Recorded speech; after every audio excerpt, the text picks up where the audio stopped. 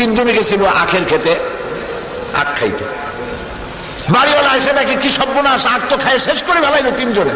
তো তিনজনের সাথে যদি একসাথে মারামারি করি তাহলে তো আমি নিজেই মার খেয়ে মরে যাবো। বুদ্ধিগত সে বলল, শূদ্রের কাছে আগে গেছে, আরে বেটা এ তো ব্রাহ্মণ, হিন্দু জাতির মাথার মুকুট, ও আমার দুই একখান আখ খাইছে, আমার কপাল ভালো, আমি ধন্য। আরে আমার জাতের মৌলবী, সে দুই একটা আখ খাইছে, তাতে ক্ষতি কি? বরকত হবে আমার বাগানে। তুই বেটা নমশূদ্র আমার আখ খাইলি কেন? তিনখান আখ ভাঙ্গা জোড়া লাগাই আরম্ভ করছে সমানে। আর এই দুইজন তখন দাঁত খেলাল করতেছে, যা যায় ওই নৌমেটার মধ্যে যাক।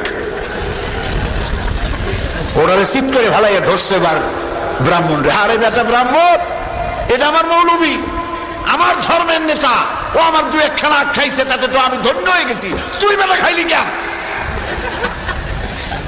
আগ দিয়া পিঠাইয়া আগ বড় করে থুইছে চিৎ করে। মৌলবী সাহেব হাসতেছিলেন আনন্দে। এবার কাছে আসছে, মৌলবী সাহেব এখন যাবেন কই? মানুষের কি ওয়াজ করে না, নিজে করলেন কি? পিঠাইয়া একটা একটা করে চিৎ করে ধুয়ে দিছে। প্রিয় ভাই সব, মধ্যপ্রাচ্যের রাষ্ট্রপ্রধান যারা অধিকাংশ হারামখোর, যদি হারামখোর না হতো তাহলে এই ছিল this is the peak hour, high time.